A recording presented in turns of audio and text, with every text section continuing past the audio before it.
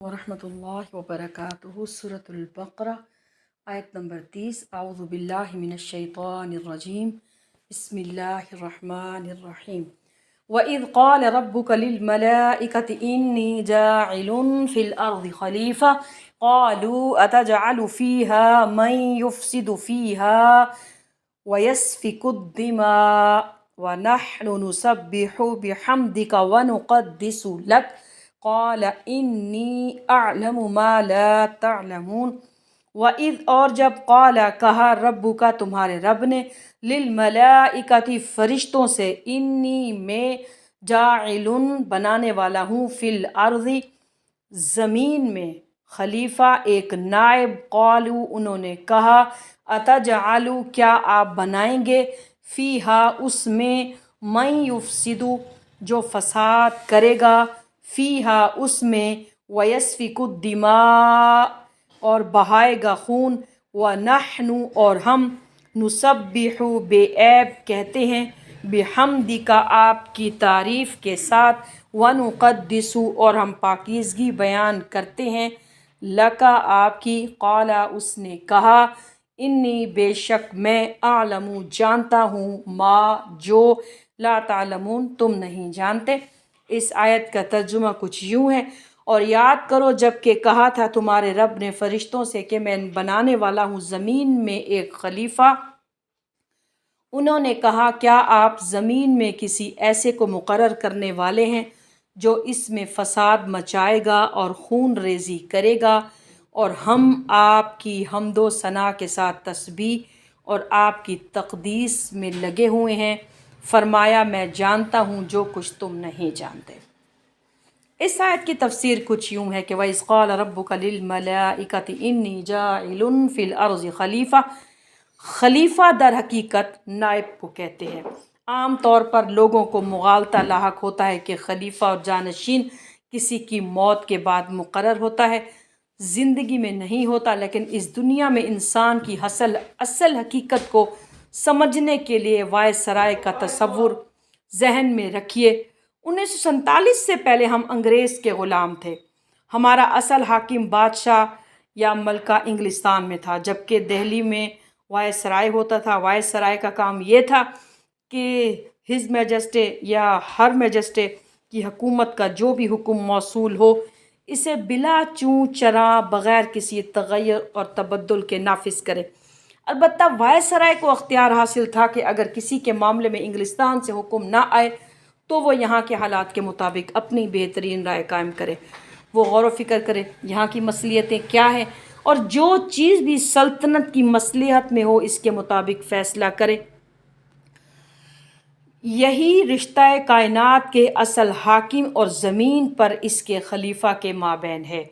कायनात का असल हाकिम और मालिक अल्लाह ताला है, लेकिन उसने अपने आप को गैब के पर्दे में छुपा लिया है। ज़मीन पर इंसान इसका खलीफा है। अब इंसान का काम यह है कि जो हिदायत अल्लाह की तरफ से आ रही है इस पर तो बेचूँ चरा अमल करे, और जिस मामले में कोई वाज़े हिदायत नहीं है वहाँ गौर व फिक्र और सोचो बचार करे, और इस इज्तिहाद से काम लेते हुए जो बात रूह दीन ज़्यादा से ज़्यादा मुताबिकत रखने वाली हो उसे अख्तियार करे। यही दर हकीकत खिलाफत है जो अल्लाह और इंसान के माबैन है। ये हैसियत तमाम इंसानों को दी गई है। हर इंसान अल्लाह का एक खलीफा है, लेकिन जो अल्लाह का बागी हो जाए, जो ख़ुद हाकमियत का मुदई हो जाए, तो वो इस खिलाफत के हक़ से महरूम हो जाता है।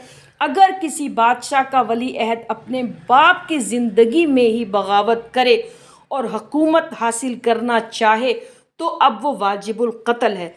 इसी तरह जो लोग भी इस दुनिया में अल्लाह ताला की हाकमियत आला के मुनकिर होकर ख़ुद हाकमियत के मुदई हो गए, अगरचे वो वाजिबुल क़त्ल हैं, लेकिन दुनिया में इन्हें मोहलत दी गई है इसलिए कि ये दुनिया दारुल इम्तिहान है। चुनाचे अल्लाह ताला उन्हें फ़ौरन ख़त्म नहीं करता। सूरह शूरा की आयत वलौला कलिमतुन सबक़त मिन रब्बिका लिअजलिन मुसम्मा लक़ुज़िय बैनहुम। اور اگر ایک بات پہلے سے طے نہ ہو چکی ہوتی ایک وقت معین تک تمہارے رب کی طرف سے، تو ان کے درمیان فیصلہ چکا دیا جاتا۔ چونکہ اللہ تعالیٰ نے انہیں ایک وقت معین تک مہلت دی ہے، لہٰذا انہیں فوری طور پر ختم نہیں کیا جاتا، لیکن کم از کم اتنی سزا ضرور ملتی ہے کہ اب وہ خلافت کے حق سے محروم کر دیے گئے ہیں۔ اب دنیا میں خلافت صرف خلافت المسلمین ہوگی، صرف وہ شخص اللہ کو اپنا حاکم و مطلق مانے وہی خلافت کا اہل ہے۔ تو یہ چند باتیں خلافت کی اصل حقیقت کے ضمن میں یہی ہیں۔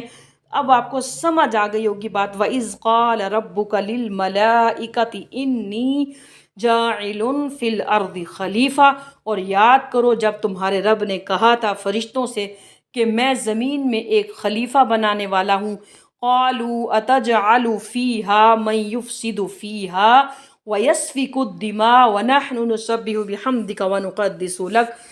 اب یہ سوال پیدا ہوتا ہے کہ فرشتوں کو انسان کے بارے میں یہ گمان، یہ خیال کیسے آیا؟ اس کے ضمن میں دو آراء ہیں۔ ایک تو یہ کہ انسان کی تخلیق سے پہلے اس زمین پر جنات موجود تھے، اور انہیں بھی اللہ نے کوئی تھوڑا سا اختیار دیا تھا، اور انہوں نے یہاں فساد برپا کر رکھا تھا۔ انہی پر قیاس کرتے ہوئے فرشتوں نے سمجھا کہ انسان بھی زمین میں فساد مچائے گا، خون ریزی کرے گا۔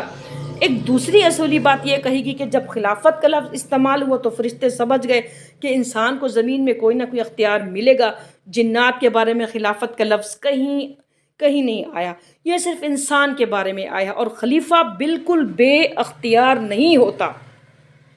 جیسا کہ میں نے عرض کیا کہ جہاں واضح حکم ہے کہ اس کا کام اس کی تنقید ہے، اور جہاں نہیں ہے وہاں اپنے غور و فکر اور سوچ و بچار کی صلاحیتوں کو بروئے کار لا کر اسے بہتر سے بہتر رائے قائم کرنا ہوتی ہے۔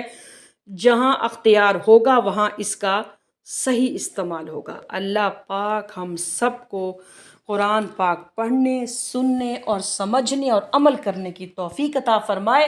آمین یا رب العالمین۔